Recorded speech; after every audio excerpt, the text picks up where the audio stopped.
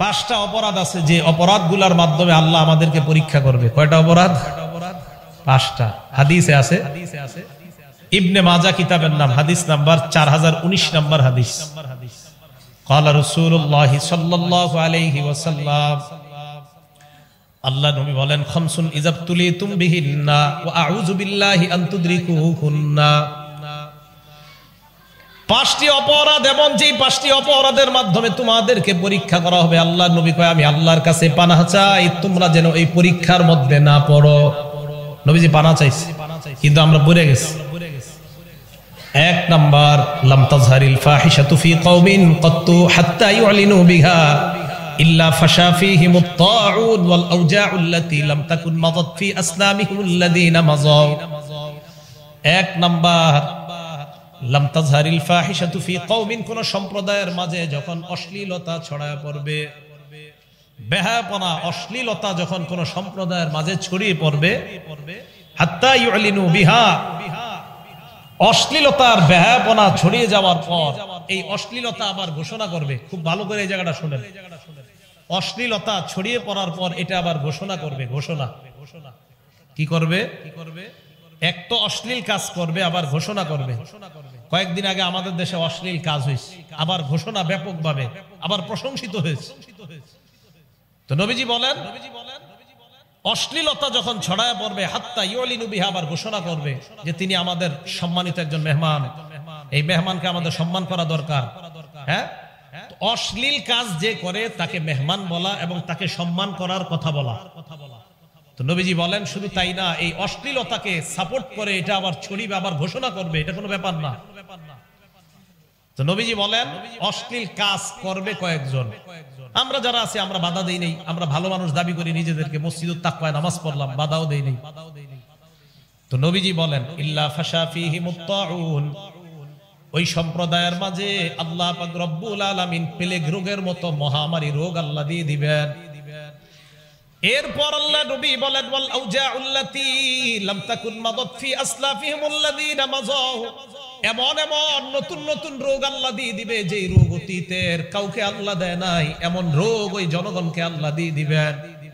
এই যে দেখেন কত রোগ এখন আমরা নাম শুনতেছি, করোনা, এরপরে যেন কি ওমিক্রন, আরো কত কিছু আসবে, হেলেনা ধুলেনা মাতেনা কথা কয় না, কত নাম আসবে, নার্গিস, সিডর, কত গজবের নাম আসবে। নবীজি বলেন আগে যেগুলা ছিল না, এই গজব আল্লাহ পাক রব্বুল আলামিন দিবে। এজন্য মনে রাখবেন, করোনা ভাইরাস তো আল্লাহ উঠায় নিতে চায়। অন্য সম্প্রদায়ের কথা চিন্তা করেন, যাদের মাঝে গজবের মাত্রা ছিল 7 দিন, কারো গজবের মাত্রা আরো বেশি, কারো কম, 7 দিন, 3 দিন, 1 দিন, এত বেশি পরিমাণে গজবের মাত্রাটা স্থায়ী হয় নাই। অথচ আমাদের উপর কতটা নারাজ আল্লাহ, যে এই গজব কতটা স্থায়ী হচ্ছে আপনি দেখেন। কিন্তু আমরা অপরাধ ছাড়ছি না, বরং আমাদের ভাবসাব এমন যে করোনা না, আরো ভয়ঙ্কর কিছু আসলেও সমস্যা নাই, আমরা ঘোষণা করে করে গুনাহ করব, দেখি আল্লাহ কিভাবে আটকায়। এই হালাত চলতেছে আমাদের। কি বড় ভয়ঙ্কর গজব থেকে আমরা উঠলাম, কিভাবে আমাদের দেশে অপরাধ সংগঠিত হয়। তো নবীজি সাল্লাল্লাহু আলাইহি সাল্লাম বললেন যে এমন অপরাধ হবে যেই অপরাধের কারণে এলাকার মধ্যে এমন গজব আসবে, ওয়াল আওজাউল্লাতী লাম তাকুন মাযাত ফি আসলাফিহিমুল্লাযীনা মাযাউ, এমন অপরাধ হবে যেই অপরাধের কারণে এমন গজব আল্লাহ দিয়ে দিবেন যে গজব অতীতের কাউকে আল্লাহ দেয় নাই। এক নাম্বার জানতে পারলাম, যেই সম্প্রদায়ের মাঝে গুনাহ ব্যাপকভাবে প্রকাশ্যে হয়ে যায়, ওই সম্প্রদায়ের মাঝে আল্লাহ এমন গজব দেয় যে গজব আল্লাহ অতীতের কাউকে দেয় নাই। 2 নাম্বার, ওয়ালাম ইয়ানকুসুল মিকিয়ালা ওয়াল মিজান, যেই সম্প্রদায়ের মাঝে মাপে ওজনে কম দেওয়া হয়, মাপে কম দেয়, ওজনে কম দেয়, এই অপরাধ আমাদের মাঝে আছে। নবী বলেন যেই সম্প্রদায়ের মাঝে মাপে কম দেওয়া হয়, ওজনে কম দেওয়া হয়, এই সম্প্রদায়কে আল্লাহ 3টা গজব দিবেন। 1 নাম্বার, ইল্লা উখিযু বিসসিনিন, আল্লাহ তাদেরকে দুর্ভিক্ষের গজব দিবেন, না খাওয়া মারবে। এই না খাওয়ানোর কয়েকটা অর্থ, তেলের দাম এত বাড়বে মানুষ কিনতে পারবে না, চাউলের দাম এত বাড়বে মানুষ কিনার সাধ্যের বাইরে চলে যাবে, এটাও না খাওয়ানোর গজব। ইল্লা উখিযু বিসসিনিন, মাপে কম দিবে যেই জনগণ, ওজনে কম দিবে যেই জনগণ, ওই সম্প্রদায়কে আল্লাহ খাদ্যের অভাব দিবে। আমাদের দেশে রাষ্ট্রীয় আইন হওয়া দরকার যে মাপে ওজনে যেই মার্কেটে যে কম দিবে কানে ধরে তাকে শাস্তি দেওয়া হবে, আইন হতে হবে, কারণ তাদের কারণে মানুষ না খায় মরবে। এক। 2 নাম্বার ওয়াশিদ্দাতিল মাউনা, আল্লাহ তাদেরকে কঠিন আযাব দিবে, অন্যান্য আরো আযাব, অর্থনৈতিক গজব। 3 নাম্বার ওয়াজাউরিস সুলতানি আলাইহিম, মাপে যেই দেশের মধ্যে কম দেয় ওই দেশের শাসক জনগণের উপর জুলুম করবে, এটা 3 নাম্বার গজব। এটা কয় নাম্বার? 3 নাম্বার। 1 নাম্বার মাপে যদি কম দেয় 1 নাম্বার গজব, না খাওয়ায় আল্লাহ তাদেরকে মারবে। 2 নাম্বার গজব অর্থনৈতিক গজব, অভাব অনটন তাদের মাঝে দেখা দিবে। 3 নাম্বার তাদের শাসক আল্লাহ জনগণের উপর চাপায়া দিবে, শাসক জনগণের উপর জুলুম করবে। কেন? যদি মাপে কম দেওয়া হয়। তাহলে 2 অপরাধ জানলাম। প্রথম অপরাধ, প্রকাশ্যে ঘোষণা দিয়ে গুনাহ করলে এমন এমন গজব আল্লাহ দিবে যেই গজবের নাম অতীতের উম্মত শুনে নাই, যেমন আমরা নতুন নতুন শুনতেছি। 2 নাম্বার, মাপে যদি কম দেওয়া হয় আল্লাহ 3টা গজব দেয়। 1 নাম্বার খাদ্যের অভাব, 2 নাম্বার অর্থনৈতিক অভাব, আরো অনেক ভয়ঙ্কর আযাব। 3 নাম্বার আল্লাহ ওই দেশের শাসককে জনগণের উপর চাপায়া দিবে, জনগণের উপর অত্যাচার করবে।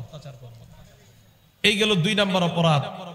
অপরাধ নাম্বার 3, ওয়ালাম ইয়ামনাউ যাকাতা আমওয়ালিহিম, যেই দেশের মানুষ টাকা হওয়া সত্ত্বেও যাকাত দেয় না। কি এরকম টাকাওয়ালা নাই যারা যাকাত দেয় না? আছে। ওয়ালাম ইয়ামনাউ যাকাতা আমওয়ালিহিম, যাকাত আদায় করে না যারা, টাকা থাকার পরেও যাকাত আদায় করবে না। ইল্লা মুনিউল মাতার মিনাস সামা, আসমান থেকে বৃষ্টি বন্ধ করে দেওয়া হয়। নবী বলেন লাউলাল বাহাইম, এরপরেও যেই দেশের মানুষ যাকাত আদায় করে না ওই দেশের মধ্যে যদি তোমরা বৃষ্টি দেখো তখন বুঝবা আমি আল্লাহ তোমাদের মানুষকে বৃষ্টি দেই নাই, হাইওয়ান জানোয়ার চতুষ্পদ জন্তু যারা আছে তাদের শান্তির জন্য আমি আল্লাহ বৃষ্টি দিয়ে দিলাম, তোমাদেরকে দেই নাই। লাউলাল বাহাইম লাম ইউমতারু, যদি হাইওয়ান জানোয়ার না থাকতো, হাঁসগুলা সাঁতার কাটার মতো প্রাণী না থাকতো, সাপ সাঁতার কাটবে এই প্রাণীগুলা যদি না থাকতো, জলহস্তি পানিতে নাইমা একটু আরাম নিবে এই প্রাণীগুলা যদি না থাকতো, আমি আল্লাহ বৃষ্টি দিতাম না। দেই ওই প্রাণীর কারণে, তোমাদের কারণে দেই নাই। তোমরা যেইভাবে যাকাত দাও না, আমি তো আল্লাহ চাইছি পুরো বৃষ্টি বন্ধ করে দিতে, প্রাণীদের কারণে আমি বৃষ্টি দিচ্ছি। এই গেল 3 নাম্বার অপরাধ। তো যাকাত যারা দেয় না, মনে রাখবেন যাকাত আপনারা যারা আদায় করেন নাই, কিয়ামতের ময়দানে পা থেকে একটা সাপ পেঁচাইতে পেঁচাইতে আপনার এই জায়গায় আসবে, আসার পর বলবে আনা কানজুক আনা মালুক, আমি তোমার সঞ্চিত মাল, আমি তোমার সঞ্চিত সম্পদ। আল্লাহ আমাদেরকে হেফাজত করেন, আল্লাহ আমাদেরকে হেফাজত করেন। আল্লাহ পাক রব্বুল আলামিন বলেন ইয়াউমা ইউহমা আলাইহা ফি নারি জাহান্নামা ফাতুকওয়া বিহা জিবাহুহুম ওয়া জুনুবুহুম ওয়া যুহুরুহুম হাযা মা কানাসতুম লিআনফুসিকুম ফাযুকু মা কুনতুম তাকনিজুন।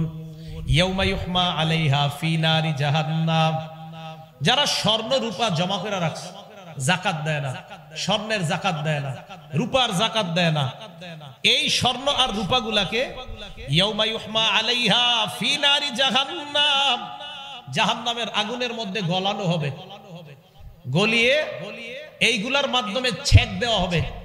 ফাতুকওয়া বিহা, আজীব এক শব্দ আল্লাহ বলছেন, ফাতুকওয়া বিহা জিবাহুহুম, সূরা তাওবা আয়াত নাম্বার 35 দেখেন, তুকওয়া বিহা জিবাহুহুম, তুকওয়া কারে কয় দেখেন, কাওয়ায়াকবি কাইয়ান মানে ইস্ত্রি করা, লন্ডি করা। এই যে দোকানদার লন্ডি করে না, ইস্ত্রি আমরা জামা কাপড় দেই না, এই জামা কাপড় যেটা দিয়ে ডলে এটাকে মিকওয়া বলা হয়, মিকওয়া লন্ডি। আল্লাহ বলেন ফাতুকওয়া বিহা, আজীব শব্দ। যে একটু দেখেন তো, আজকে আপনারা ট্রাই করবেন, লন্ডি দোকানে গিয়ে হাতটা রাখবেন আর উনি ওনার ইস্ত্রিটা আপনার উপরে দিবে, হ্যাঁ, ফাতুকওয়া বিহা জিবাহুহুম, তার কপালের মধ্যে ছেক দেওয়া হবে এইভাবে। যাকাত যে দেয় না, জিবাহুহুম ওয়া জুনুবুহুম তার পাশে, ওয়া যুহুরুহুম তার পিঠে। আল্লাহ 3 অঙ্গের কথা কেন বললেন? কপালের কথা কেন বললেন? পাশের কথা কেন বললেন? পিঠের কথা কেন বললেন? আজীব 3 শব্দ আল্লাহ বলছেন। যাকাত যারা যাকাত দেয় না, 1 নাম্বার তারা কপাল কুঁচকায়, আমার টাকা দিমু না, তাই কপাল। 2 নাম্বার যাকাত দাতার কাছে যখন যাকাত চাইবেন, এ আপনারে প্রথমে তো কপাল কুঁচকাবে, এরপর আবার যদি বলেন স্যার এটা তো দেওয়া উচিত, দেওয়া দরকার, এটা তো না দিলে ঠিক না, তখন আপনার আস্তে ধীরে এই পার্শ্ব দেখাবে, আরে যাও তো। এই জন্য আল্লাহ 2 নম্বরে বলছে পার্শ্ব। আবার চাইবেন 3 নম্বরে পিঠ দেখায় বলবে যাও, তাই 3 অঙ্গের কথা বলছে, মানে বাকি অঙ্গ বাদ না। 3 অঙ্গ সাধারণত টাকাওয়ালারা দেখায়, তাই 3 অঙ্গের কথা বলছে আল্লাহ। দিবে তো সব জায়গায় শেখ। ফাতুখওয়া বিহা জিবাহুহুম ওয়া জুনুবুহুম ওয়া যুহুরুহুম হাযা মা কানাসতুম লিআনফুসিকুম ফাযুকু মা কুনতুম তাকনিজুন। আল্লাহর পক্ষ থেকে বলা হবে, নাও মা কানাসতুম লিআনফুসিকুম, খাও খাও, এটাই তোমরা কামাই করেছিলে, এখন খাও, এখন তোমরা খাও। এই খাও মানে ভালো খাওয়া না, এটা গজব, এই শাস্তি আপনাকে দেওয়া হবে। তো সাপ আপনার এই জায়গায় এসে বলবে, আমি তোমার মাল, আমি তোমার সঞ্চিত সম্পদ। আল্লাহ যারা যাকাত অতীতে দেন নাই, তাদের বকেয়া জাকাতগুলা আদায় করার তৌফিক দান করেন। সামনের থেকে যেন সবাই জাকাত আদায় করতে পারে, আল্লাহ তৌফিক দান করেন। এগুলো 3 নাম্বার অপরাধ। অপরাধ নাম্বার 4, ওয়ালাম ইয়ামকুযু আহদাল্লাহি ওয়া আহদা রাসূলি, যেই সম্প্রদায় আল্লাহর সাথে ওয়াদা করেছে, অঙ্গীকার করেছে, যেই বিষয়গুলা নবীর সাথে অঙ্গীকার করেছে, যেই বিষয়গুলা, ওই বিষয়গুলা যারা আদায় করে না। আল্লাহর সাথে আমরা ওয়াদা করেছি, আল্লাহ 5 ওয়াক্ত নামাজ দিছে, আল্লাহ আমরা ওয়াদা করেছি, আল্লাহ আর তার নবীর সাথে সব যা যা বলবে আমরা করব। নবীর সাথে আল্লাহর সাথে আমরা ওয়াদাবদ্ধ, ইসলামে ঢুইকা যে আল্লাহ আপনি যা বলবেন তা মানবো, নবী যা বলছে তা মানবো। আল্লাহর সাথে আপনি ওয়াদাবদ্ধ, আপনি সুদ খাবেন না, নবী আপনাকে জানায় দিছে আপনি সুদি কারবার করবেন না। এই ওয়াদা যা যা যত ওয়াদা করছেন, আপনি ওয়াদা ভঙ্গ করতেছেন। বলেন আমাদের দ্বারা কি 1-2টা ওয়াদা ভঙ্গ হয় না? অসংখ্য অগণিত, অসংখ্য অগণিত। তাহলে এই অপরাধের কারণে কি হবে? এই জায়গাটা মন দিয়ে শোনেন, এটার শাস্তি কি? ইল্লা সাল্লাল্লাহু আলাইহিম আদুওয়াম মিন গায়রিহিম, ওই জাতির উপর আল্লাহ দুশমনকে শত্রু হিসাবে চাপায়া দেয়। দুশমনকে ওই দেশের শত্রু হিসাবে চাপায়া দেওয়ার পর ফাখাযু মা ফি আইদিহিম, তোমাদের হাতের সম্পদগুলা ওই দুশমন নিয়ে নিবে। তোমাদের সম্পদ দুশমন নিবে। তোমরা মুসলমান, আমি আল্লাহর সাথে ওয়াদা করছি, নবীর সাথে ওয়াদা করছো, একের পর এক তোমরা অপরাধ করতেছো, তখন আমি দুশমনকে তোমাদের উপর চাপায় দিব, ওই দুশমন তোমাদের সম্পদ নিয়ে যাবে। এই কথা গবেষণা করেন রাতে শুয়ে শুয়ে, এটা কি বুঝাইতে চাইতেছে? দুশমন বসবে, আমাদের দামি দামি সম্পদ দুশমন নিবে। কে নিবে? হ্যাঁ, খুঁজেন দেখেন, এরকম দুশমন নেয়নি। কথা কি বুঝে আসছে? চাপাই দিবে, দুশমনকে আল্লাহ শত্রু বানাবে। এই দুশমন আপনার মূল্যবান দামি সম্পদ নিবে। বিসমিল্লাহ। 5 নাম্বার অপরাধ, ওয়ালাম তাহকুম আইম্মাতুহুম বিকিতাবিল্লাহ, যেই দেশের শাসক আল্লাহর কোরআন অনুযায়ী ফয়সালা করবে না, বিচার আল্লাহর কোরআন অনুযায়ী করবে না, যেই দেশের শাসক ইসলাম অনুযায়ী দেশ পরিচালনা করবে না, ইল্লা সাল্লাতাল্লাহু আলাইহিম বাসাহুম বাইনাহুম, আল্লাহ তাদের আপোষের মধ্যে যুদ্ধ লাগায়া দিবে। আপোষের মধ্যে আল্লাহ যুদ্ধ লাগায়া দিবে। এইজন্য আমাদের নবীজি সাল্লাল্লাহু আলাইহি সাল্লাম আল্লাহর কাছে 3টা জিনিস চাইছিল, আল্লাহ 2টা দিয়েছে, একটা দেয় নাই। মুসলিম শরীফের 472 নাম্বার, মুসলিম শরীফের 7152 নাম্বার হাদিস। এই হাদিসের মধ্যে আসছে নবীজি সাল্লাল্লাহু আলাইহি সাল্লাম আলিয়া নামক জায়গা থেকে আসছে। আসার পর ফাম্মার রবি মসজিদি বনি মুআবিয়া, এমন একটা মসজিদ, নাম মসজিদে বনি মুআবিয়া, এটা সামনে দিয়ে নবী গেলেন। যাওয়ার সময় দাখালা, মসজিদে প্রবেশ করলেন, সাল্লা ফীহি রাকাতাইন, 2 রাকাত নামাজ পড়লেন, দাআ রাব্বাহু তাবিলা, লম্বা দোয়া করলেন। সাহাবাদের দিকে ফিরলেন, ফিরার পর বললেন সালতু রাব্বি সালাসা আতানি সিনতাইনি ওয়া মানানি ওয়াহিদা, আমি আল্লাহর কাছে 3টি জিনিস চাইলাম, আল্লাহ 2টি দিয়েছেন, একটি দেয় নাই। 1 নাম্বার সালতু রাব্বি আল্লাহ ইউহলিকা উম্মতি বিসানা, আমি আল্লাহর কাছে বললাম আল্লাহ আমার উম্মতকে আপনি না খাওয়ায়া একবারে সবাইরে ধ্বংস করে দিয়েন না। পুরা দুনিয়ার মানুষ একসাথে না খেয়ে মারা যাবে এমনটা হবে না, এ কথা নিশ্চিত থাকেন। হ্যাঁ, কিছু জনপদ না খেয়ে মারা যাবে, এই গজব আল্লাহ দিবে। পুরা দুনিয়ার উম্মত না খেয়ে মারা যাবে এমনটা হবে না, এটা নবী বলে গেছে আল্লাহর কাছে, আল্লাহ কবুল করছে। ওয়াসালতু রাব্বি আল্লাহ ইউহলিকা উম্মতি বিল গরাক, আমি আল্লাহর কাছে দোয়া করলাম আল্লাহ আমার উম্মতকে একবারে ফেরাউন বাহিনীর মতো আপনি ডুবায়া মারবেন না। আতানিহা, আল্লাহ এই দোয়াটা কবুল করে নিয়েছেন, আমাদের এই উম্মত একবারে ডুবে সবাই মারা যাবে না। 3 নাম্বার আমি দোয়া করলাম সালতু রাব্বি আল্লাহ ইয়াজআলা বাসাহুম বাইনাহুম, আল্লাহ আমার উম্মতের মাঝে আপনি এক দল আরেক দলের উপর চাপায়া দিয়েন না, যুদ্ধ বাধায়া দিয়েন না। মানা আনিহা, আল্লাহ এটা আমার দোয়া কবুল করে নাই, তাই তো বর্তমানে দেশে দেশে যুদ্ধ। ওই যে এটা কবুল হয় নাই, এই জন্য যুদ্ধ।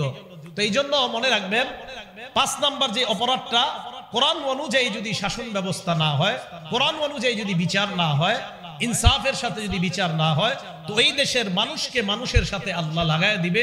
এক মানুষ আরেক মানুষের সাথে শত্রুতা করবে, মুসলমান মুসলমানের সাথে শত্রুতা করবে এই অপরাধের কারণে।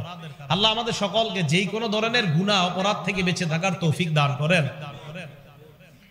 মুসলিম শরীফের 5018 নম্বর হাদিস, ক্বালা রাসূলুল্লাহ সাল্লাল্লাহু আলাইহি ওয়াসাল্লাম, লাআনাল্লাহ, আল্লাহ ওই ব্যক্তিকে অভিশাপ দেয়, মান লাআনা ওয়ালিদা, যেই ব্যক্তি তার পিতামাতারে অভিশাপ দেয়। কোন ব্যক্তি তার পিতামাতারে অভিশাপ দেয়, মা বাবার কয় আপনারা মইরা যেতে পারেন না, আপনাদের মতো মা বাবা দরকার নাই। লাআনাল্লাহু মান লাআনা ওয়ালিদা, পিতা মাতাকে যেই ব্যক্তি অভিশাপ দেয় তাকে আল্লাহ অভিশাপ দেয়। 2 নাম্বার, লাআনাল্লাহু মান যাবাহা লিগাইরিল্লাহ, ওই ব্যক্তিকে আল্লাহ অভিশাপ দেয় যেই ব্যক্তি আল্লাহ ছাড়া অন্যের নামে পশু জবাই করে। যেই ব্যক্তি আল্লাহ ছাড়া অন্যের নামে পশু জবাই করে, খুব মন দিয়ে শুনেন এই জায়গাটা, যেই ব্যক্তি আল্লাহ ছাড়া অন্যের নামে পশু জবাই করে তার উপরে আল্লাহ অভিশাপ দেয়।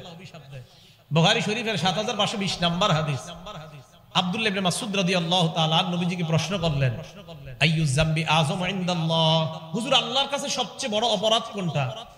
নবীজি জবাব দিলেন, আনতা জাআলা লিল্লাহি নিদ্দান ওয়া হুয়া খালাকাক, তুমি আল্লাহর সাথে কাউকে অংশীদারিত্ব সাব্যস্ত করা অথচ আল্লাহ তোমাকে বানাইলেন। আল্লাহর সাথে শিরিক করা অথচ আল্লাহ তোমাকে বানাইলেন, তো আল্লাহর সাথে শিরিক করা এটা সবচেয়ে বড় অপরাধ, নবীজি সাল্লাল্লাহু আলাইহি সাল্লাম বলে দিলেন। এখন আমরা শিরিক কিভাবে করি একটু মন দিয়ে শুনেন। আমরা কিছু কিছু সুন্নত পালন করতে গিয়ে শিরিক করি। সুন্নত পালন করতে তো হবেই, কিন্তু সুন্নত পালন করতে গিয়ে আকীদা নষ্ট করে কোনো শিরিক করা যাবে না। নাসাই শরীফের 1214 নাম্বার হাদিসে আছে, নবীজি কবর জিয়ারত করছেন। আন আবি হুরায়রা রাদিয়াল্লাহু তাআলা আনহু قال যারা রাসূলুল্লাহ সাল্লাল্লাহু আলাইহি ওয়াসাল্লাম কবর উম্মি, আল্লাহ নবী তার মায়ের কবর জিয়ারত করলেন। কথাটা মনে রাখেন, মুসলিম শরীফের 5019 নাম্বার হাদিস থেকে গেলাম বুখারীর 7520, বুখারীর 7520 থেকে আসলাম নাসাই শরীফের 1214 নাম্বার হাদিসে। আবার আগের জায়গায় ফিরে যাব আমরা। নবীজি সাল্লাল্লাহু আলাইহি সাল্লাম তার মায়ের কবর জিয়ারত করলেন, করার পর ফাবাকা, নিজে কাঁদলেন, ওয়া আবকা মান হাওলা, আশেপাশে সাহাবা যারা সবাইকে কান্না করাইলেন। সাহাবাদের দিকে আল্লাহর নবী তাকিয়ে বললেন, জুরুল কুবুর ফাইন্নাহা তুযাক্কিরুকুমুল মাউত, তোমরা কবর জিয়ারত করো, কবর জিয়ারত তোমাদেরকে মৃত্যুর কথা স্মরণ করায়া দিবে। কবর জিয়ারত করো, কবর জিয়ারত তোমাদেরকে মৃত্যুর কথা স্মরণ করায়া দিবে। তাহলে হাদিস থেকে পাইলাম কবর জিয়ারত করা সুন্নত। এবার আপনি কবর জিয়ারত করতে গেলেন, আপনাদের এই মসজিদুত তাকওয়ার পক্ষ থেকে আপনারা সিলেট ঘুরতে গেলেন, আল্লাহর সৃষ্টি দেখতে গেলেন, ঘুরতে ঘুরতে হঠাৎ আপনাদের মনে হলো শাহজালাল রহমতুল্লাহর কবরটার কাছে যাই, তো গেছেন।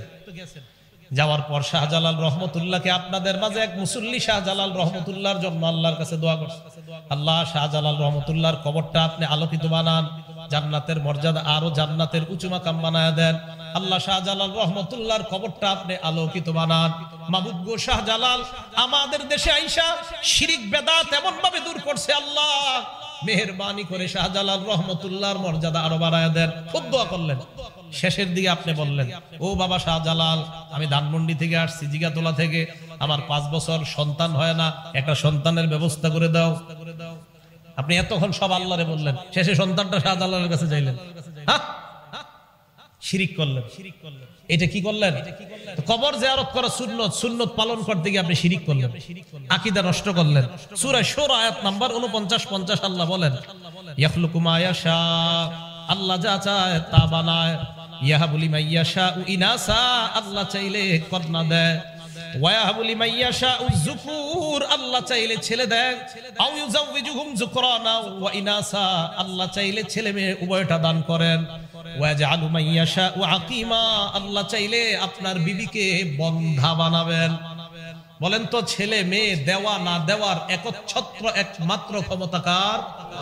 আল্লাহ। বলেন কার? আল্লাহ। দেখেন, কবর জিয়ারত সুন্নত পালন করতে গিয়ে আপনি আকীদা নষ্ট করলেন। সুন্নত পালন করতে গিয়ে আকীদা মোটেই নষ্ট করা যাবে না। বুখারী শরীফের 1605 নাম্বার হাদিস, এই হাদিসের মধ্যে আসছে হযরত ওমর ফারুক রাদিয়াল্লাহু তাআলা কাবা শরীফ তওয়াফ করতেছে, কাবা শরীফে একটা পাথর আছে, কি জানি নাম, হজরে হাজী সাহেব কারা কারা চুমা দিয়েছেন? হ্যাঁ আছেন না? মাশাআল্লাহ। তো দেখেন এই পাথর চুমা দিছে হযরতে ওমর। চুমা দেওয়ার পর পাথরকে ডাক দিয়ে বলে, পাথর আমা ওয়াল্লাহি ইন্নী আলামু আন্নাকা হাজার। পাথরকে ডাক দিয়ে বলে, পাথর আল্লাহর কসম, ইন্নী আলামু আন্নাকা হাজার, আমি জানি তুমি একটা পাথর, আমি জানি তুমি একটা পাথর।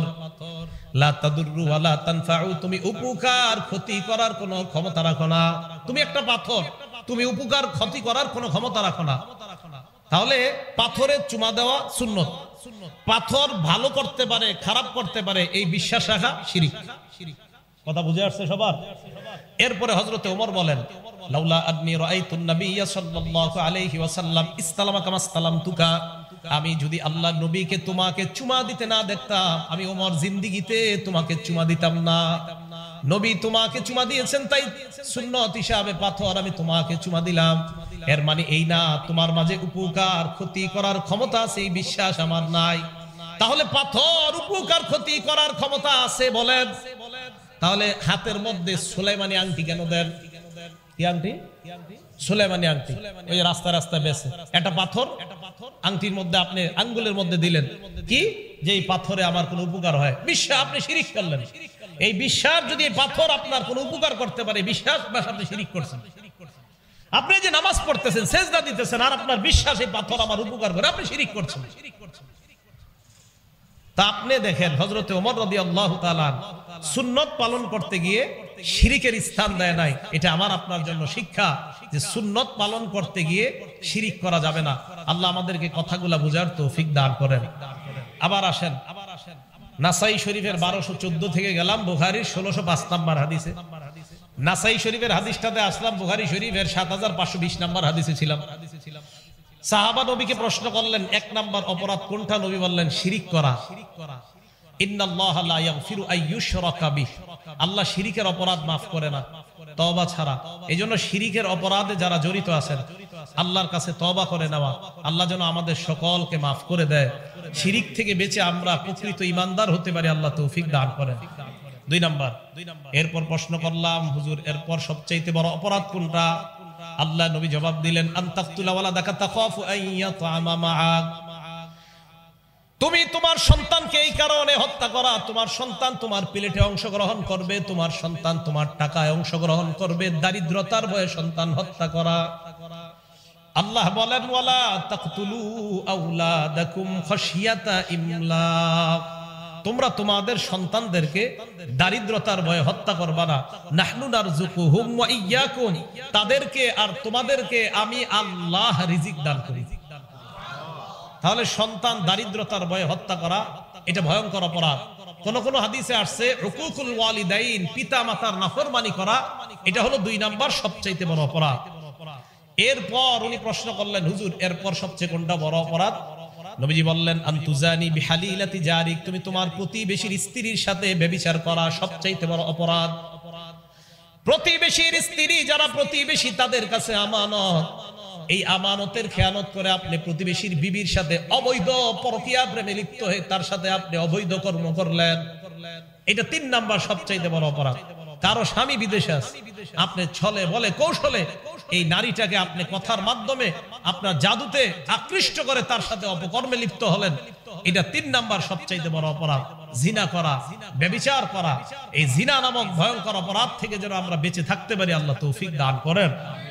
বুখারী শরীফের 80 নম্বর হাদিস, ক্বালা রাসূলুল্লাহ সাল্লাল্লাহু আলাইহি ওয়াসাল্লাম, আল্লাহর নবী বলেন, ইন্না মিন আশরাতিস সাআ, কিয়ামতের আলামতের মধ্যে 4টা উল্লেখযোগ্য আলামত হলো এই, আইয়ুরফাআল ইলম, বিদ্যা আকাশে উঠিয়ে নেওয়া হবে, কোরআন সুন্নাহর বিদ্যা আকাশে উঠিয়ে নেওয়া হবে। কোরআন সুন্নাহ আকাশে উঠে যাবে, কোরআন সুন্নাহ আকাশে উঠিয়ে নেওয়া হবে।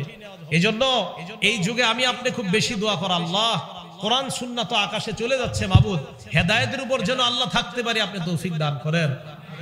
2 নাম্বার, ওয়াসবুতাল জাহলু, মূর্খতা সমাজের মধ্যে ছড়ায় পড়বে, এত মূর্খতা ছড়ায় পড়বে।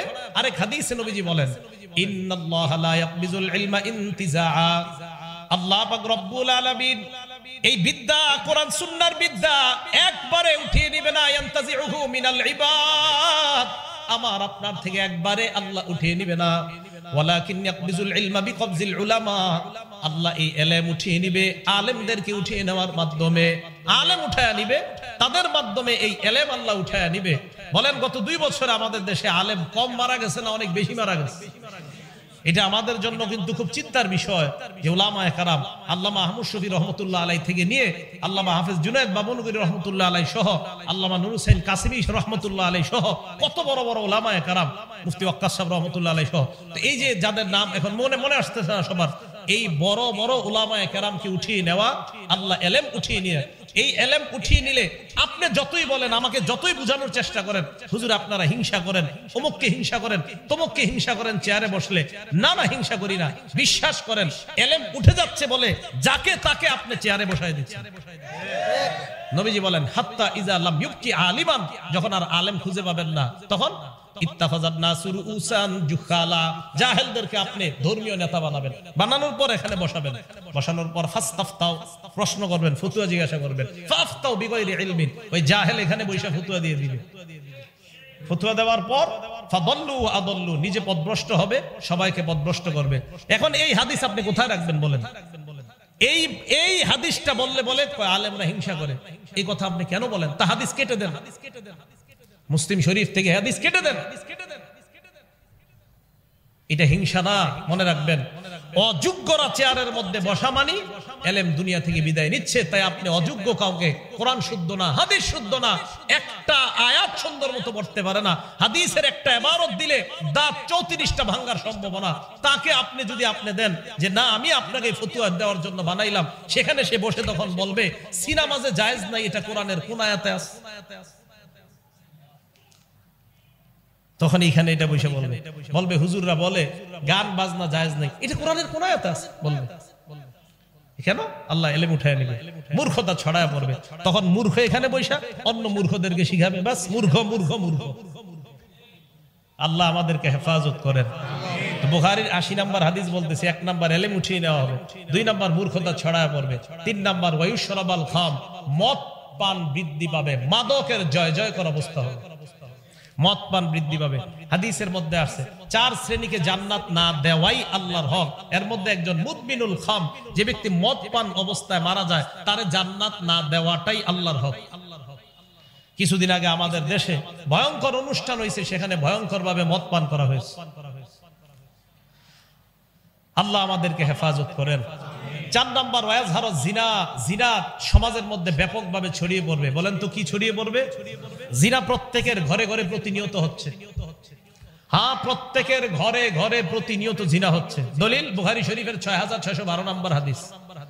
ক্বালা রাসূলুল্লাহ সাল্লাল্লাহু আলাইহি ওয়াসাল্লাম, আল্লাহ নবী বলেন ইন্নাল্লাহা কাতাবা আলা ইবনি আদম হাজ্জাহু মিনাজ জিনা, আমাকে, ওনাকে, আলেমকে, আপনাদেরকে সবাইকে আল্লাহ জিনা নামক পরীক্ষা দ্বারা পরীক্ষা নিবে। সবাইকে, এই হাদিসে সবাই অন্তর্ভুক্ত। জিনার পরীক্ষা দিয়া সবাইকে আল্লাহ পরীক্ষা করবে। নবী বলেন আদ্রাকা যালিকা লা মুহালাতা, এই পরীক্ষা আমার উম্মতের সবাই পড়বে, কোনো সন্দেহ নাই। এবার বলতে পারেন হুজুর কি বলেন আপনি, আমরা তো অনেকেই জিনা করি না। হ্যাঁ, এবার দেখেন জিনা করেন কিনা। নবী বলেন ফাজিনাল আইনি আন-নাজ, চোখের জিনা হলো দেখা, চোখের জিনা। এবার আপনি রাস্তা দিয়ে হাঁটতেছেন, আমি মনে করেন আমি একজন আলেম, আমি রাস্তা দিয়ে হাঁটতেছি, আমি একটা নারীর দিকে তাকাইলাম, তাকানোর পর সূরা নূরের 30 নম্বর আয়াতে আল্লাহ কয়, এই হুজুর নিচে তাকাও, কুল্লিল মুমিনিনা ইয়াগুদ্দু মিন আবসারিহিম, নবী আপনি ঈমানদারকে বলেন তারা যেন নজর নিচের দিকে রাখে। এখন আমি আপনি আমরা নজর নিচে নিলাম, দেখেন একটা অবৈধভাবে কোন নারীর উপর নজর পড়ছে, আমরা নজর নিচে নিলাম। এবার শয়তান কয় নজর উপরে উঠাও, উঠাও। আলীকে আল্লাহ রাসূল বলে ইয়া আলী লা তুতবি'ন নাজরাতান নাজরা, আলী একবার নজর পড়ার পর দ্বিতীয়বার নজর দিও না। ফা ইন্নালাকাল উলা ওয়া লাইসাত লাকাল আখিরা, প্রথমবার মাফ, দ্বিতীয়বার মাফ না। এবার আপনি শয়তান বারবার কয় তাকাও, আপনি তাকান না, ঠিক আছে, হ্যাঁ আপনি যদি তাকান, আবার ইস্তাশরাফাহা শয়তান, শয়তান আপনার সামনে একটা কালো মেয়েও যদি বোরকা ছাড়া পর্দা ছাড়া হাঁটে, এই মেয়েটাকে আপনার চোখে মোহনীয় করে আপনার সামনে উপস্থাপন করবে। এটা নবীজি হাদিসে বলেছে। 1 নাম্বার চোখের জিনা দেখা। এখন দেখেন আপনি দেখলেন ওয়াজিনাল লিসান আল মান্তিক, মুখের জিনা, কথা বলা। অপরিচিত রং নাম্বারে একটা মেয়ের সাথে আপনি কথা বললেন, আপনারা হয়তো এরকম হয় না, যেই জায়গায় হয় এটা বলতেছে, সম্ভবত আপনাদের জীবনে এগুলো ঘটেনি। তো রং নাম্বার একটা মেয়ের সাথে কারো কথা হইল, কথা হওয়ার পর এবার দেখেন রাতের বেলা বিছানায় শুয়ে চিন্তা করতেছে, মেয়েটা না জানি দেখতে কেমন, আহারে তার চোখ কেমন, তাকে না জানি দেখতে কেমন। ঠিক এরকম কল্পনা হতে পারে কিনা? নবীজি বলেন ওয়ান নাফসু তামান্না ওয়া তাশতাহি, মন কল্পনা করবে, এটা মনের জিনা, চোখের জিনা, বলার জিনা, কানের জিনা করলেন শোনার পর, এই যে যা শুনলেন কানের জিনা। এরপর নফস দিয়ে আপনি কল্পনা করলেন মনের জিনা, পরের দিন আবার কথা বললেন, এবার আপনাদের ফিক্সড হলো সাক্ষাৎ করবেন। সাক্ষাতে আপনি হাঁটতে হাঁটতে রওনা করলেন, পায়ের জিনা আপনার চলতেছে। এরপর আপনি সাক্ষাতে গেলেন মেয়েটার সাথে, মেয়ে শরীরের মধ্যে আকর্ষণীয় কোন সেন্ট সুগন্ধি ব্যবহার করে আসছে, আপনি তার শরীরের ওই ঘ্রাণ নিলেন, আপনার নাকে ভালো লেগে গেল, এটা নাকের জিনা। বলার জিনা, শ্রবণ করার জিনা, চোখের জিনা, কল্পনার জিনা। মোবাইলে চ্যাটিং করছেন আপনি অবৈধভাবে, মোবাইলে আপনি চ্যাটিং করছেন অবৈধভাবে, লেখছেন আপনি, কিউরিওসিটি আপনার জাগছে, what are you doing now, কি করছো এখন? মেয়েটা আপনাকে পাল্টা জবাব দিল যে আমি এটা করছি সেটা করছি, আর আপনার ভালো লাগতেছে। আফটার দেন এরপর কি বলো, এক এক করে বলতে থাকো। আর মেয়ে আপনাকে বললো, আপনি কল্পনায় আনছেন, আপনি হাতের জিনা করছেন, এটা আপনার হাতের জিনা। এখন আপনারা দেখবেন প্রতিদিন ঘরে ঘরে জিনা হয় কিনা চিন্তা করেন। আমি বলছি না হয়, আমি আশাবাদী না হোক, কিন্তু ঘরে ঘরে এই জিনা হয় কিনা আপনি দেখবেন। রাসূল আকরাম সাল্লাল্লাহু আলাইহি সাল্লাম বললেন জিনা ব্যাপকভাবে সমাজের মধ্যে ছড়ায় পড়বে। নবীজি বলেন আমার উম্মত জিনা করবে কি? আমার উম্মত জিনা করাকে হালাল মনে করবে। আরে জিনা করা কি মনে করবে? হ্যাঁ, হালাল মনে করবে। সহিহ বুখারী হাদিস নাম্বার 5590 নাম্বার হাদিস। ক্বালা রাসূলুল্লাহ সাল্লাল্লাহু আলাইহি ওয়াসাল্লাম, আল্লাহ নবী বলেন লা ইয়াকুনান্না মিন উম্মতি আকওয়াম, আমার উম্মতের মধ্যে একদল মানুষ এমন হবে ইস্তাহিল্লুনাল হিররা, যারা জিনা করা হালাল মনে করবে, ওয়াল হারিরা, রেশমের পোশাক হালাল মনে করবে, ওয়াল খামরা, মদ পান তারা হালাল মনে করবে, ওয়াল মাআজিফা, বাদ্যযন্ত্র তারা হালাল মনে করবে, ঢোল তবলা হালাল মনে করবে। বাদ্যযন্ত্র, ওই যে বললাম না এইখানে বৈশাখ কয় বাদ্যযন্ত্র, ঢোল তবলা, গান বাজনা হারাম, এটা কোরআনের কোন জায়গায় আছে? নবীজি কয় আছে, মানে আমার উম্মত তো এটারে হালাল মনে করবে, ও তো গুনাহ মনে করবে না। ও তো গান গাওয়াকে হালাল মনে করবে, এটা ও গুনাহ মনে করবে না। বলেন এই যুগ কি আসবে না চলতেছে? চলতেছে। আমরা গুনাহকে গুনাহ মনে করতেছি না, এই যুগ আমাদের চলতেছে। আল্লাহ আমাদেরকে হেফাজত করেন। বিসমিল্লাহ। তো বলতেছিলাম বুখারী শরীফের 7520 নাম্বার হাদিস থেকে কিন্তু আমরা এগুলাতে আসলাম। জিনা করা, প্রতিবেশীর বিবির সাথে জিনা করা, এই জিনা নামক অপরাধ থেকে সমাজকে যেন সুন্দরভাবে মুক্ত রাখা যায়, আল্লাহ পাক রব্বুল আলামিন এলাকার যুব সমাজ থেকে সকলকে যেন তৈরি করা যায় যে জিনা নামক অপরাধ এটা শুধু যে লজ্জাস্থানের জিনা তা না। নবী তো বলছেন আল ফারজু ইউসাদ্দিকু যালিকা ওয়া ইউকাযযিবুহু, জিনা বাস্তবে যেটা হয় এটার আগে যে জিনাগুলো হয় ব্যাপকভাবে হবে, এক পর্যায়ে ওই জিনাই তাকে আসল জিনার দিকে ধাবিত করবে। এইজন্য আল্লাহ কোরআনে বলছে লা তাকরাবুজ জিনা, জিনা করিও না, এটা বলে নাই, বলছে লা তাকরাবুজ জিনা, জিনার কাছেও যেও না। এই আয়াতের ব্যাখ্যা দেখবেন, যেই জিনিস তোমাকে জিনার দিকে নিয়ে যায় ওই জিনিসের কাছেও তুমি যেও না। তাহলে জিনা আমাদেরকে, যে জিনিস আমাদেরকে জিনার দিকে নিয়ে যায় এই জিনিসের কাছে যেতে আল্লাহ নিষেধ করেছেন। এখন দেখেন মোবাইলের মাধ্যমে, ইলেকট্রনিক মিডিয়ার মাধ্যমে আপনারা যারা প্রযুক্তি ব্যবহার করেন, এখন আমার বিরুদ্ধে হয়তো ফেসবুকে স্ট্যাটাস দিয়ে দিবেন এই হুজুর বিজ্ঞান বুঝে না, প্রযুক্তির বিরোধিতা করে। আমি প্রযুক্তির বিরোধিতা করি না, কিন্তু যদি প্রযুক্তি চালাইতে গিয়ে আপনার 90 ভাগ গুনাহ হয়, 10 ভাগ যদি ভালো হয়, আমি বলছি আপনার মতো লোক প্রযুক্তি চালানো দরকার নাই, যার প্রযুক্তি দিয়ে 90 ভাগ গুনাহ হয়। আপনি প্রযুক্তিতে আপনাকে গুনাহ করাইতেছে 90 ভাগ। আপনি বলবেন হুজুর আমি আপনার বয়ান শুনি ইউটিউবে প্রতিদিন 10টা, আপনি আমার 10 বয়ানের সাথে যদি 1 মিনিট গান দেখেন নিয়মিত ইউটিউবের মধ্যে, আমি বলবো আমার বয়ান দেখার জন্য আপনি ইউটিউবে ঢুকেন না, ওই শুধু 1 মিনিট গানের জন্য আপনি ইউটিউবে ঢুকাই দরকার নাই। কারণ 1 মিনিট কেন গান শুনবেন? ওয়াজ শুনবেন সওয়াবের নিয়তেই তো, আর গুনাহ করবেন না। আপনি ইউটিউবে ঢুকেন না, তাহলে আপনার গুনাহও দরকার নাই, আপনি 10টা সওয়াব দরকার নাই, আপনি একটা গুনাহ করেন না। আপনি 1000 রাকাত নফল নামাজ পড়বেন, আরেক দিক দিয়ে আপনি 10টা গুনাহ করবেন না। আপনি 10টা গুনাহ ছেড়ে দেন, 1000 নফল নামাজ না পড়া পারলে 10টা গুনাহ ছাড়েন। যে বিষয়টা বুঝাইতে চাইলাম, গুনাহ আমাদেরকে শেষ করে দিচ্ছে, আমাদের সমাজটাকে ধ্বংস করে দিচ্ছে। কি স্কুল কলেজ আর যেই জায়গার ছাত্র ছাত্রী যাদেরকে বলবেন, সর্বত্র ইলেকট্রনিক মিডিয়ার গুনাহ আমাদের জীবনটাকে শেষ করে দিচ্ছে। পারিবারিক বন্ধনগুলা বর্তমানে ছিন্ন হওয়ার সবচেয়ে বেশি কারণ খুঁজেন ইলেকট্রনিক মিডিয়া। কোনো সন্দেহ নাই, স্বামী আরেকজনের সাথে সম্পর্ক করছে ইলেকট্রনিক মিডিয়া, স্ত্রী আরেকজনের সাথে সম্পর্ক করতেছে ইলেকট্রনিক মিডিয়ার মাধ্যমে। আল্লাহ আমাদেরকে হেফাজত করেন, আল্লাহ আমাদেরকে হেফাজত করেন। সর্বশেষ কথা, এইগুলা কেন? এই যে আমি কতগুলা গুনাহের পরিচয় দিলাম, এবার মুসলিম শরীফের 5018 নম্বর হাদিসটার পরে আমি বলছি অপরাধগুলা কেন হচ্ছে আমাদের। আল্লাহ পাক রব্বুল আলামিন লাআনা, অভিশাপ দেয় ওই ব্যক্তিকে যে পিতামাতাকে অভিশাপ দেয়, মনে আছে? ওখান থেকে কিন্তু এদিকে গেছি। ওয়া লাআনা, আল্লাহ অভিশাপ দেয় ওই ব্যক্তিকে যেই ব্যক্তি আল্লাহর নাম ছাড়া পশু জবাই করে। ওয়া লাআনাল্লাহু মান গায়্যারা মানারাল আরদ, যেই ব্যক্তি জমিনের সীমানা উল্টাপাল্টা করে, আরেকজনের সম্পত্তি নিজের কবজায় নিয়ে ওই জায়গায় সীমানা নির্ধারণ করে দেয় যে এই সম্পত্তির মালিক ক্রয় সূত্রে অমুক গ্রুপ, আসলে আপনি অতটুক জায়গার মালিক না। নবীজি বলেন তোমাকে আল্লাহ অভিশাপ দেয়। তোমাকে আল্লাহ কি দেয়? অভিশাপ দেয়। একটা নিরীহ মানুষের জায়গা নিজের কবজায় নিয়ে লিখে দিয়েছেন ক্রয় সূত্রে অমুক এটার মালিক, আপনাকে আল্লাহ অভিশাপ দেয়। এটা আল্লাহর অভিশাপ আপনার উপরে চলতে থাকে, আল্লাহর অভিশাপ আপনার উপরে চলতে থাকে। আল্লাহ পাক রব্বুল আলামিন এই অভিশাপ থেকে যেন আমরা হেফাজত থাকতে পারি, আল্লাহ তৌফিক দান করেন। সামনে কোরবানির ঈদ, এই কোরবানি করতে গিয়ে আমরা কথার মধ্যে অনেক একটা শিরিক করি। 7টা নাম লিখি, অথবা 3টা অথবা 4টা লিখে বলি হুজুর 7 নামে কোরবানি করেন, হুজুর 4 নামে কোরবানি করেন, হুজুর 5 নামে কোরবানি করেন। 5 নামে কোরবানি মানে এটা আপনি কি বললেন? 4 নামে কোরবানি মানে হুজুর 3 নামে কোরবানি, আমরা 3 জন মিলে গরুটা কিনেছি হুজুর, আমাদের 3 ভাইয়ের পক্ষ থেকে আল্লাহর নামে কোরবানি করেন। 7 নামের পক্ষ থেকে আল্লাহর নামে কোরবানি করেন। এই কথার শিরিক থেকে বাঁচেন। মানুষের নামে কোরবানি হয় না। মুহাম্মদ সাল্লাল্লাহু আলাইহি সাল্লামের নামে যদি কোনো গরু জবাই করে খিচুড়ি বিলান, এই খিচুড়ি খাওয়া হারাম, ওই গরুর গোশত খাওয়া হারাম। কার নামে বললাম? মুহাম্মদ সাল্লাল্লাহু আলাইহি সাল্লামের নামে কোনো গরু জবাই করলেন, হ্যাঁ মুহাম্মদ সাল্লাল্লাহু আলাইহি সাল্লামের পক্ষ থেকে আল্লাহর নামে। ওয়ালা তাকুলু মিম্মা লাম ইযকার ইসমুল্লাহ, আল্লাহর নাম নেওয়া হয় নাই যেই পশু জবাই করতে, এটার গোশত খাবা না। ফাকুলু মিম্মা যুকিরা ইসমুল্লাহ, ওই পশুর গোশত খাও যেই পশু জবাই করার সময় আল্লাহর নাম নেওয়া হয়েছে। তাহলে বলেন তো, পশু, কোরবানির পশু, মুরগি, চড়ুই পাখি, এইগুলা জবাই হবে কার নামে? আল্লাহর নামে, মানুষের নামে জবাই হবে না। তাহলে বলেন তো, খাজা মুঈনুদ্দিন চিশতি রহমতুল্লাহ আলাইহির নামে সিন্নি পাকানো, ওনার নামে গরু জবাই করা, এটা কি হালাল না হারাম?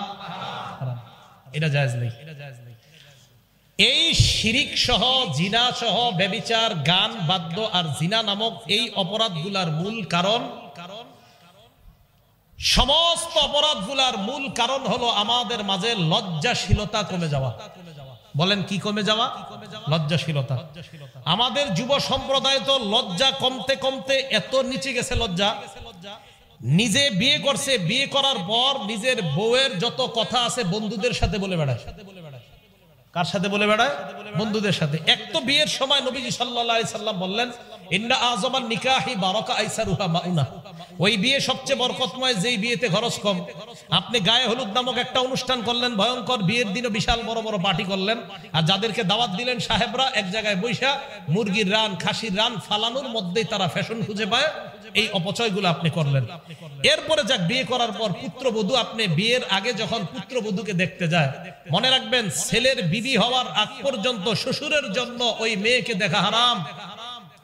শ্বশুর তার পুত্রবধূকে পুত্রবধূ হওয়ার আগ পর্যন্ত দেখা হারাম। শ্বশুর মানে আমি আমার ছেলের পুত্রবধূকে, আমি আমার ছেলের পুত্রবধূ, আমার ছেলে বিয়ে করার আগ পর্যন্ত ওই মেয়েকে আমি দেখা হারাম। এখন আপনারা কি করেন? মেয়েটা দেখা ছবি উঠায়া সবার পাশাপাশি নিজের বাপ, ভাই, ভাইয়ের বোনের স্বামী টামি সবাইকে দেখান। এটা হারাম, এটা নাজায়েজ, এটা অন্যায়, এটা জায়েজ নাই। মেয়েটা দেখতে গিয়ে ছবি তুইলা পুরো দুনিয়ারে দেখায়, ফেসবুকে বন্ধুদেরকে দিয়া কয় দেখ কেমন লাগে, তোদের ভাবি হবে। এরপর বিয়ে করে, বিয়ে কইরা বাসর রাত হয়। মন দিয়ে শোনেন, এটা হাদিসের বর্ণনা, আবু দাউদ শরীফের 2174 নম্বর হাদিস। নবীজি সাল্লাল্লাহু আলাইহি সাল্লাম সাহাবাদের সামনে দাঁড়াইলেন, দাঁড়ানোর পর বললেন, এই সাহাবাদের মধ্যে যারা তোমরা পুরুষ আছো, ইজা আতা ইমরাআহ আগলাকা বাবা ওয়া আলকা আলাইহি সিতরা, বিবির কাছে গেলা, যাওয়ার পর দরজা বন্ধ করলা, পর্দা ফালাইলা, এরপর আল্লাহ প্রদত্ত ভালোবাসা তোমাদের মাঝে সম্পর্ক কায়েম হলো। পরের দিন তুমি বন্ধুদের সাথে বসলা, বসার পর বললা ফাআলতু কাজা ওয়া কাজা, আমার এই হয়েছে তোদের ভাবির সাথে, সব বন্ধুকে বলে বেড়াইলা। তোমাদের মাঝে কি এরকম স্বভাব কারো আছে? সাহাবারা সবাই চুপ। নারীদেরকে বললেন, তোমাদের মাঝে এই স্বভাব কাদের আছে? যারা তাদের বান্ধবীদের কাছে তোমাদের স্বামীর সাথে যা হয় এগুলা বলে বেড়াও। সব নারীরা চুপ। এক নারী সাহস করে দাঁড়িয়ে গেল, দাঁড়িয়ে বললেন, ইয়া রাসূলুল্লাহ, ইন্নাহুম লা ইয়াতাহাদ্দাসুনা ওয়া ইন্নাহুন্না লা ইয়াতাহাদ্দাসনা, পুরুষদের মাঝে কেউ কেউ এই অপরাধটা করে, নারীদের মাঝেও এই অপরাধটা কেউ কেউ করে ইয়া রাসূলুল্লাহ। নবীজি বললেন, তাই নাকি? কয় হ্যাঁ।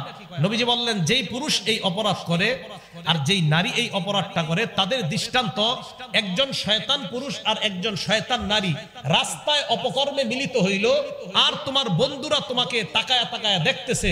তুমি যদি বন্ধুদের সাথে বিবির কথা বলে বেড়াও, আর বিবি যদি বান্ধবীদের সাথে স্বামীর কথা বলে বেড়ায়, তাদের ভালোবাসা মোহাব্বত পূর্ণ সম্পর্ক বলে বেড়ায়, নবী বলেন ওই স্বামী পুরুষ শয়তান আর ওই মহিলা নারী শয়তান।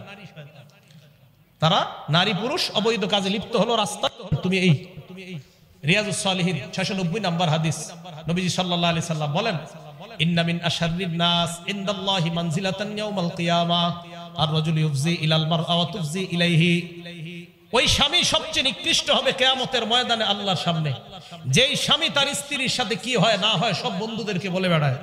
ওই স্ত্রী সবচেয়ে নিকৃষ্ট মহিলা হবে আল্লাহর কাছে কিয়ামতের মাঠে, যে তার বান্ধবীদের কাছে সব বলে বেড়ায় স্বামীর সাথে কি হয় না হয়। এই অপরাধগুলো থেকে আল্লাহ আমাদের সমাজকে বেঁচে থাকার তৌফিক দান করেন। তো বলছিলাম এগুলা কেন হচ্ছে?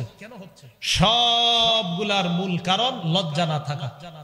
বলেন তো সবাই, কি না থাকা? আমি বারে বারে এই কথা বলি, সবগুলার মূল কারণ লজ্জা না থাকা। খুব সংক্ষেপে শুনবেন, যদি পারেন মুখস্থ করে নেবেন, ঘরের মধ্যে কিছু কিছু পারলে টানায় রাখবেন। এক, লজ্জা এমন একটা জিনিস, নবীজি সাল্লাল্লাহু আলাইহি সাল্লাম লজ্জার ব্যাপারে অনেকগুলো হাদিস বলছেন। একজন তাবী ওয়াহাব ইবনে মুনাব্বিহ তিনি বলেন, আল ঈমানু উরিয়ান, ঈমান জিনিসটা একটা খোলা জিনিস, খোলা। লিবাসুহু আত-তাকওয়া, ঈমানের পোশাক হলো আল্লাহকে ভয় করা, সুবহানাল্লাহ। ওয়া জিনাতুহু আল হায়া, ঈমানের সৌন্দর্য হলো লজ্জা। ঈমানের পোশাক তাকওয়া, ঈমানের সৌন্দর্য লজ্জা। দুই নাম্বার শুনেন, মান কাসাহুল হায়া সাওবা, আমি পাঞ্জাবি পড়ছি, আমার শরীরটা আপনারা কিন্তু দেখতেছেন না।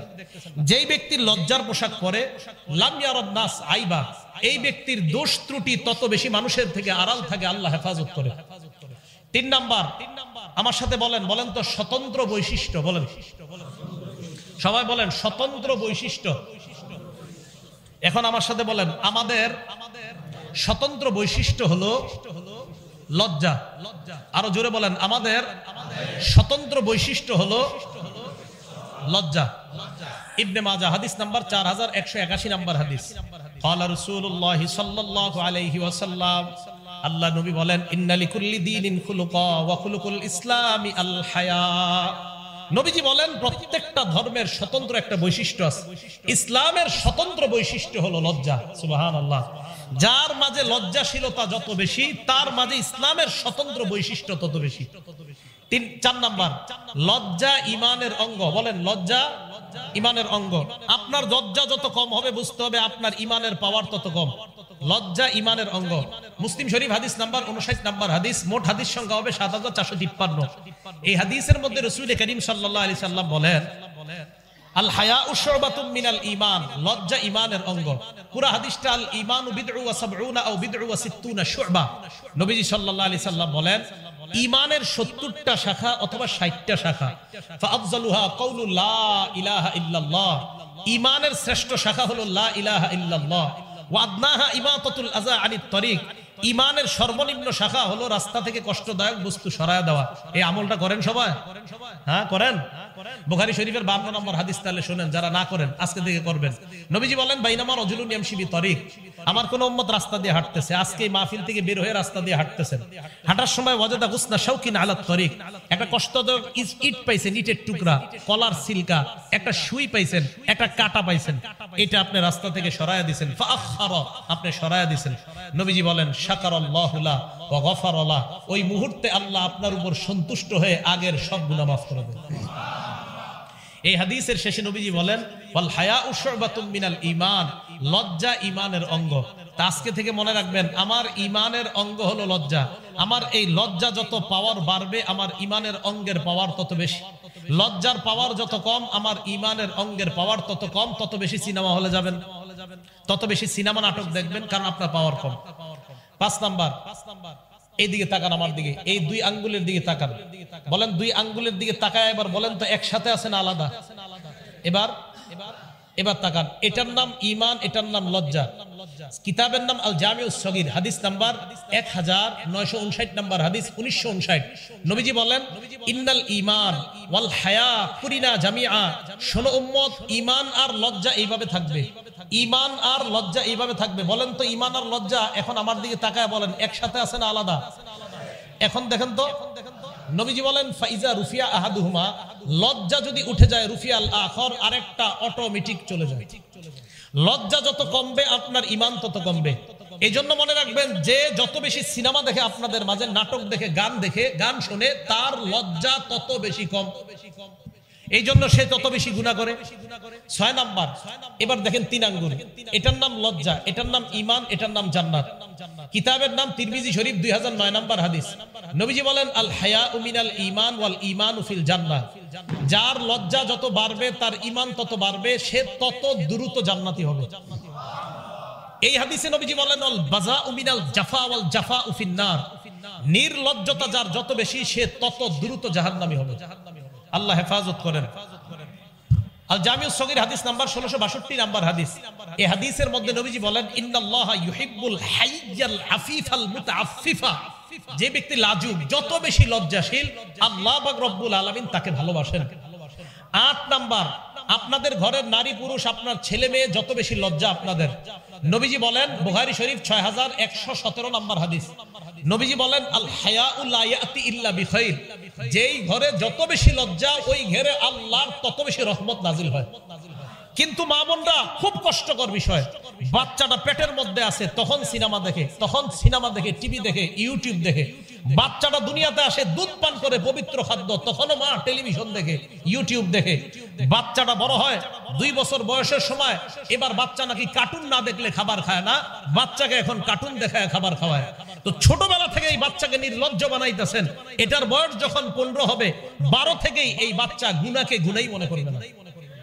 আপনি ছোট থেকে বাচ্চাটারে শেষ করে দিচ্ছেন।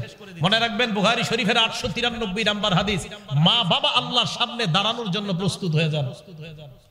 এই সন্তান আপনি কিভাবে পাললেন? আল্লাহ হেফাজত করেন। 9 নাম্বার, বুখারী শরীফের 6120 নাম্বার হাদিস। নবীজি সাল্লাল্লাহু আলাইহি সাল্লাম বলেন ইন্না মিম্মা আদরাকান নাস মিন কালামিন নবুওয়াতিল উলা। আগের যত নবী দুনিয়াতে গেছে, সমস্ত নবী তার উম্মতকে বলছে ইজা লাম তাস্তাহি ফাসনা মা শিতা। তোমার লজ্জা না থাকলে যা মন চায় তুমি তা করো। আপনাদের এই ধানমন্ডির খবর আমি জানি না, লালবাগার মিরপুরের খবর আমি জানি।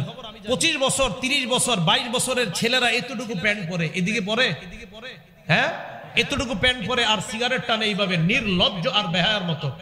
অনেকে আমরা বলি ওমকে world famous actor, world famous actress. ওই ওয়ার্ল্ড ফেমাস অ্যাক্টর যদি এতটুকু প্যান্ট পরে, ওয়ার্ল্ড ফেমাস অ্যাক্ট্রেস যদি এতটুকু প্যান্ট পরে, হ্যাঁ, যেমনি ভাবে ওয়ার্ল্ড ফেমাস সারা পৃথিবীর শ্রেষ্ঠ অভিনেতা, সারা পৃথিবীর শ্রেষ্ঠ অভিনেত্রী, আপনারা আজকে থেকে আরেকটা লাগায়া দিবেন, জি পাশাপাশি তারা দুইজন সারা পৃথিবীর শ্রেষ্ঠ নির্লজ্জ আর বেহায়া। নবী সাল্লাল্লাহু আলাইহি সাল্লাম বলছে, আবু দাউদ শরীফ 4014, আবু দাউদ 4015, আবু দাউদ 4017, আবু দাউদ 4018, সবগুলো রানের ব্যাপারে। রাসূল আকরাম সাল্লাল্লাহু আলাইহি সাল্লাম বলেন যে যখন তাকে আলী লা তাকশিফ ফাকিজাক, তুমি তোমার রান খুলবা না, ওয়ালা তানজুর ইলা ফাকিজি হাইয়িন, আলী জীবিত ব্যক্তির রানের দিকে তাকাও না, ওয়ালা মাইয়িতিন, আলী মরা ব্যক্তির রানের দিকেও তাকাও না। মরা ব্যক্তির রান দেখা নিষেধ, তো জীবিত ব্যক্তির রান, এই যে ছেলেরা সিগারেট টানে আর প্যান্ট পরে হাঁটে, কত বড় নির্লজ্জের কথা। আল্লাহ হেফাজত করেন, আল্লাহ হেফাজত করেন। তো 9 নাম্বার, নবীজি বললেন লজ্জা না থাকলে যা মন চায় করো। 10 নাম্বার, তিরমিজি শরীফের 1974 নাম্বার হাদিস। এই হাদিসে রাসূল আকরাম সাল্লাল্লাহু আলাইহি সাল্লাম বলেন মা কানাল ফুহশু ফি শাইইন ইল্লা শানা, যেই জিনিসের মধ্যে নির্লজ্জতা বেশি, ওই জিনিসের ময়লা বেশি। ওয়া মা কানাল হায়াউ ফি শাইইন ইল্লা জানা, যেই জিনিসের মধ্যে লজ্জা বেশি এই জিনিসের সৌন্দর্যতা বেশি। মা বোনরা কষ্ট নিয়েন না, যত আপনার পোশাক ছোট হবে তত আপনার ময়লা বাড়বে, যত আপনার পোশাক বড় হবে লজ্জাশীলতা যত বেশি হবে তত আপনার আল্লাহর কাছে সৌন্দর্যতা তত বাড়বে। আল্লাহ পাক রব্বুল আলামিন আমাদের সকলকে লজ্জাশীলতার গুণে গুণান্বিত হয়ে যেই অপরাধগুলোর কথা বললাম, শিরিক নামক অপরাধ, মানুষ হত্যা নামক অপরাধ, সন্তানকে হত্যা নামক অপরাধ, ব্যভিচার নামক অপরাধ, সুদ খাওয়ার অপরাধ, আর ইবনে মাজার 4019 নম্বর হাদিস থেকে 5টা অপরাধের কথা বলছিলাম, যে ইনসাফ না করার অপরাধ, পাল্লায় ওজনে না মাপার অপরাধ, এই অপরাধের কারণে কি কি গজব দুনিয়াতে আসে। আল্লাহ পাক রব্বুল আলামিন এই অপরাধগুলো থেকে যেন আমরা বেঁচে থাকতে পারি, আল্লাহ তৌফিক দান করেন। আমিন। ওয়া আখিরু দাওয়ানা আনিল হামদুলিল্লাহি রাব্বিল আলামিন। আসসালামু আলাইকুম ওয়া রাহমাতুল্লাহি ওয়া বারাকাতুহু।